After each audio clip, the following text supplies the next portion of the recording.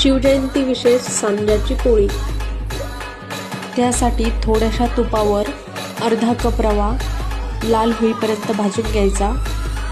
पाऊण कप पाणी आणि अर्धा कप गूळ विरघळेपर्यंत ठेवायचे। नंतर रवा ॲड करायचा।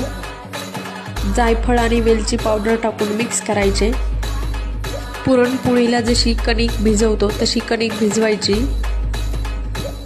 पुरणपोळीला जशी कणिक भिजवतो तशी कणिक भिजवून त्याची थोडीशी लाटी घेऊन त्यामध्ये सारण ॲड करून दाखवल्याप्रमाणे पोळी लाटून घ्यायची।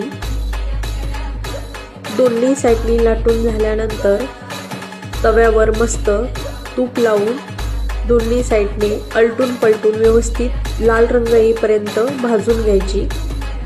या शिवजयंतीला तुम्ही ही रेसिपी नक्की ट्राय करा आणि कमेंटमध्ये मला कळवा की कशी झाली आहे। शिवजयंतीला नाही बनवली तर लवकरच पाडवा येत आहे, तेव्हा तुम्ही ट्राय करू शकता।